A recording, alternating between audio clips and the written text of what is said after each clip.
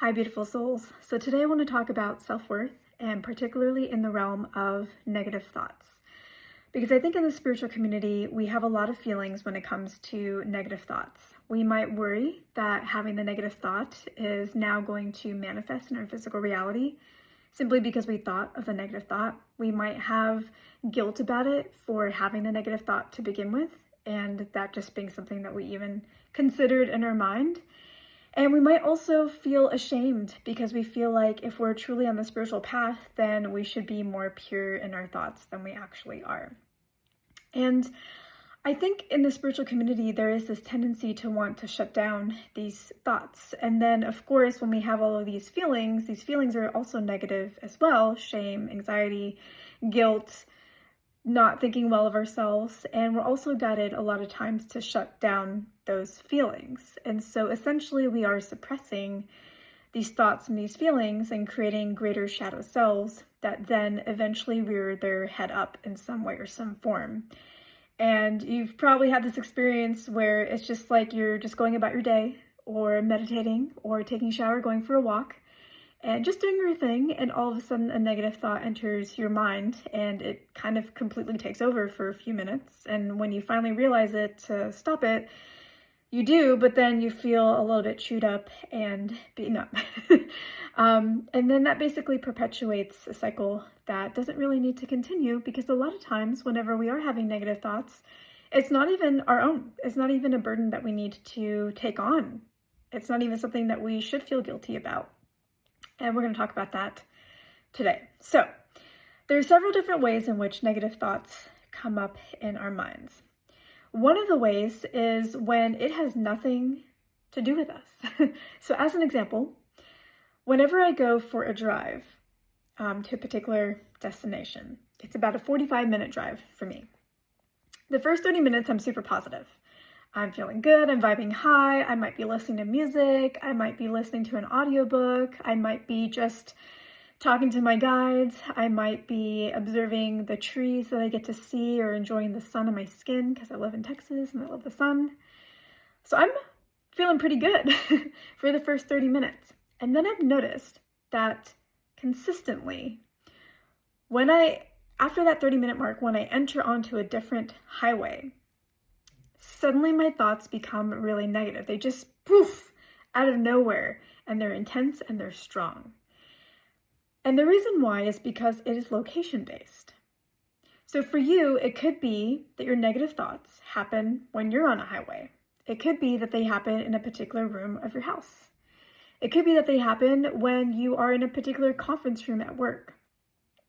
So pay attention to where you are feeling or having these negative thoughts, or maybe feeling negative emotions, because a lot of times they can be tied to location and they have absolutely nothing to do with you. What happens is when a lot of people are thinking negative thoughts in the same space, that energy starts to grow and add and multiply on top of itself. And so then anytime somebody enters that space, even if they're just like la la la la, when they enter that space, they get influenced by that ever-growing energy that has taken on a life of itself. And so a lot of times this is what's happening to you. So you don't need to beat yourself up about it, because it has nothing to do with your own thoughts. It has nothing to do with something that you're going to manifest. It has nothing to do with your purity. It has nothing to do with just what goes on in your own mind and whether that makes you a good person or not. It has to do with the location. Now, what do you do about that? So there's two things that I recommend. The first one is make sure that you are shielding, because that creates this energetic barrier between you and your environment so that you're able to stay in your core energy regardless of what's going on outside of you. So that's the first thing. And if you don't know how to shield, I do have a free course on it. It's called the Empath Survival Guide that you can find on my website, spiritualactivationacademy.com. And I tell you all about the different ways that you can shield and different things you might want to consider and how to really fortify it and different enhancements you can make. And it's just a really fun process, and it's super, super, super powerful. It seems simple, but it is so powerful. So the first thing I would say is shield, but also you can use this as an opportunity to inject a little bit of magic and positivity into the world. So a lot of times whenever we have, let's say, a room in our own house that has a lot of negative energy that we're feeling, we can break out a smudge stick and we can sage the room. and clear the energy, and that's awesome.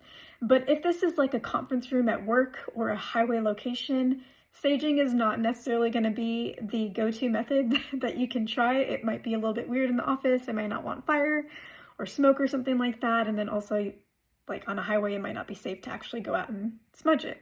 But you can still cleanse the space.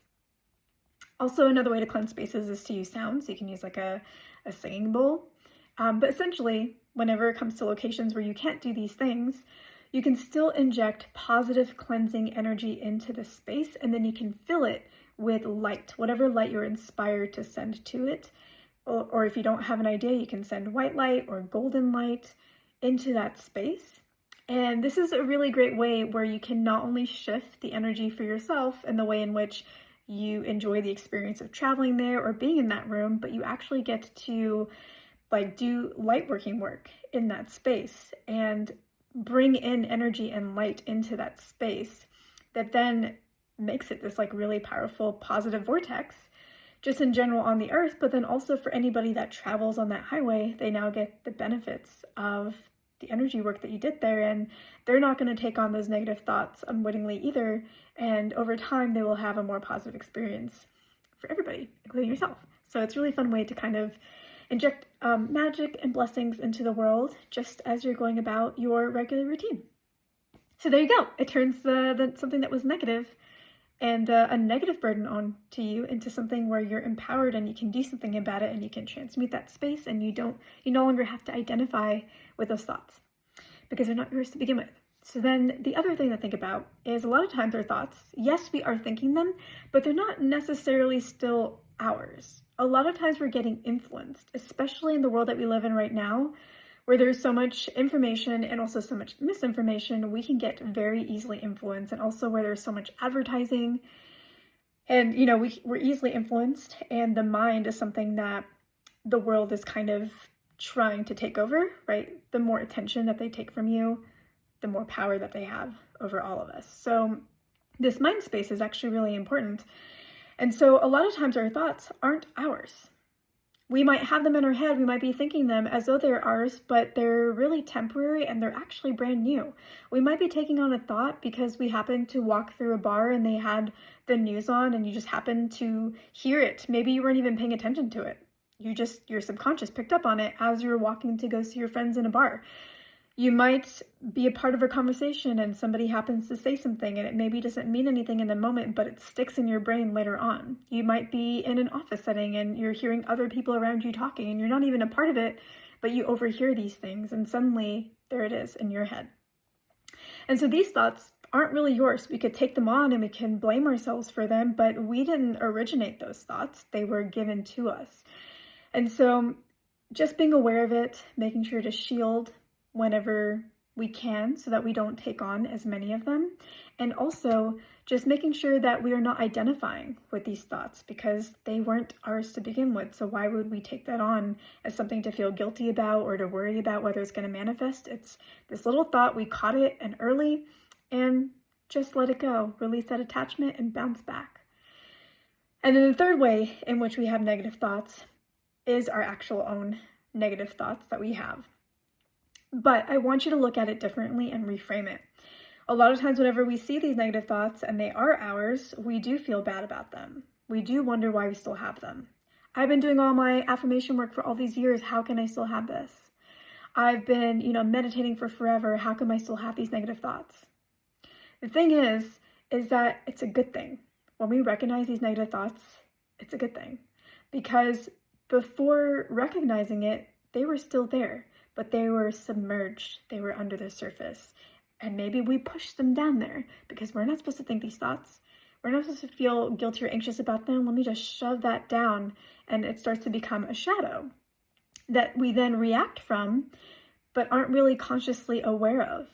And now it's coming up into your conscious awareness, which means that now it is coming towards the light. It is ready to be released and cleansed and transmuted.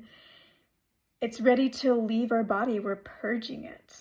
It's wanting to become less attached to us. And so when it comes up into our conscious awareness, this is actually a really good thing because now we can actually do something about it and we're not reacting from it subconsciously.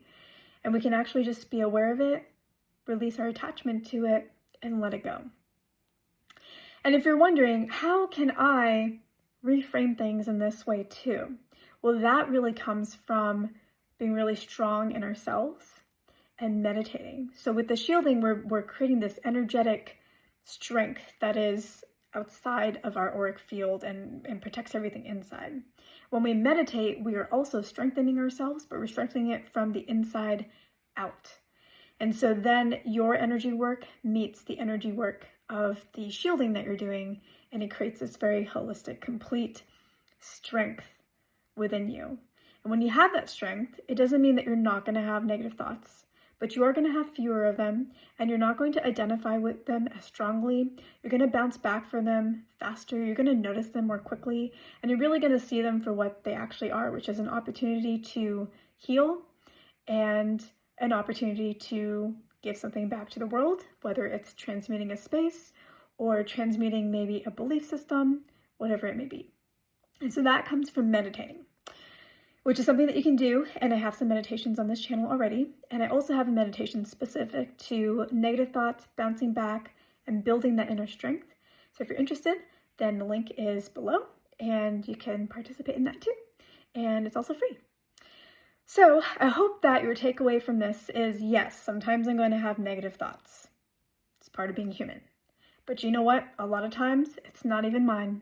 It just happens to be the space that I'm in. And you know what? I can go and do something about that space. I can transmute it. I can use my energetic powers and my Lightworker like magic and capabilities to do something about it. And a lot of times it's going to be thoughts that, yeah, I'm thinking them, but they were given to me like yesterday or a week ago. They haven't even taken full root, so I'm just going to let them go. I'm not even going to identify with them. I'm just going to let them go. And then when I do have thoughts that are mine, that are coming up, then I see the goodness in that. I see it as an opportunity for me because it's healing and it's coming into my conscious awareness. And now I just know to strengthen my core through meditation and to shield. And I'm going to live a much more empowered, positive life where I can really do my Lightworker mission and really bring forth that like positive energy and vibration because I'm practicing it in myself and through shielding as well. All right, I hope this served you. Love you lots, and I'll catch you in the next one.